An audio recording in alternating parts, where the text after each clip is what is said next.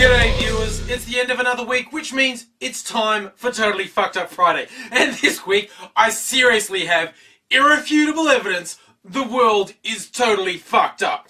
Now, let's start with a few stories that'll make me sound paranoid, but are simple reporting of the news. Now, when you see stories about, outrageous government involvement in people's lives, surveillance this, sometimes the source will tip you off that it might be insane bullshit. If it's on the Alex Jones network, probably bullshit. You know, if it's from prisonplanet.com, fair chance it's bullshit. The Washington Post, not renowned for paranoid stuff, and they are reporting something pretty fucked up. Turns out the Obama administration is working to change a law which would make it okay for the FBI to monitor email communication and, in fact, other electronic communication without a judge's say-so. Yes, they're just making warrantless wiretapping legal, which is cute. You can colour me as one of the chumps who thought that the Obama administration might reduce some of the excesses of the Bush administration and their surveillance, you know, because it was a campaign promise. Anyway, so now, this is going to be made legal, which is kind of cute because, as the Bush administration revealed, this shit is going on anyway without warrant. So rather than stopping the practice, they're just making it legal to do it without warrants. Gotta love that. And another bit of scary, fucked up surveillance news. Google and the CIA are both investing in a company whose technology basically data mine publicly available information to monitor activity and seek associations between people and try and predict the behaviour of people who are being monitored. Now, this is weird and interesting because it's not spying, it's just using publicly available information.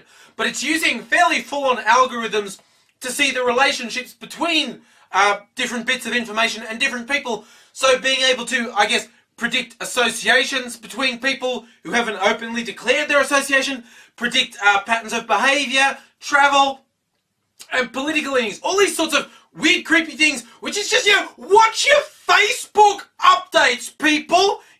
If you're out there saying, buying C4, then going to see Amir. No, they're gonna find you.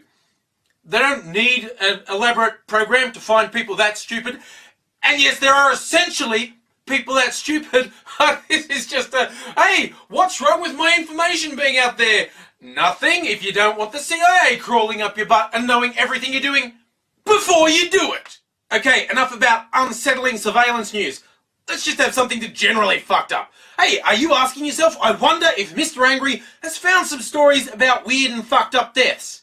Yes, I have. Glad you asked. Let's start in Tokyo, where city officials wanted to make a presentation to their oldest resident on the event of his 111th birthday.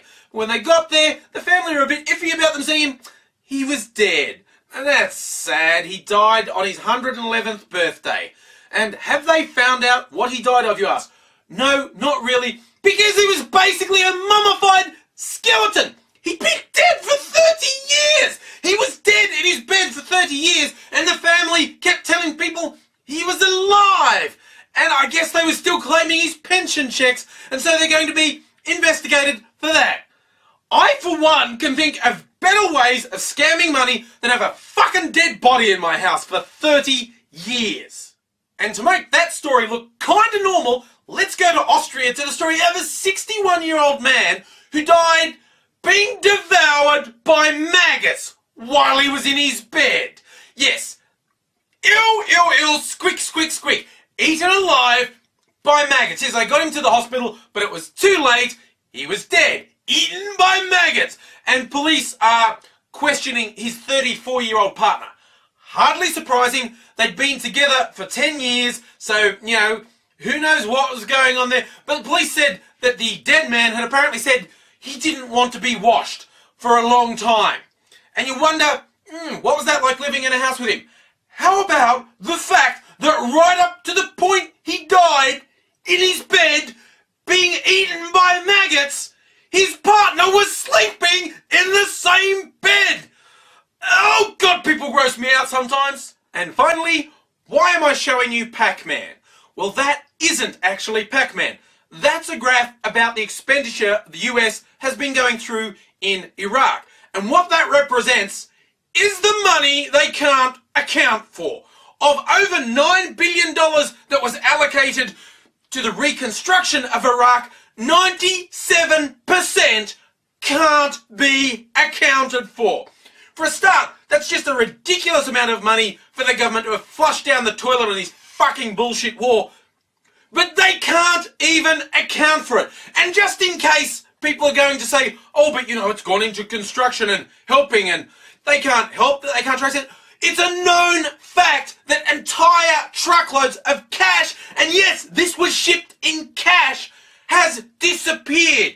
Billions of dollars of cash was sent there and just disappeared. So this is a war on false pretenses, has caused the death of hundreds of thousands of people, and it's just going to bankrupt the US, not through excessive propping up of any new regime in Iraq, but just from corruption.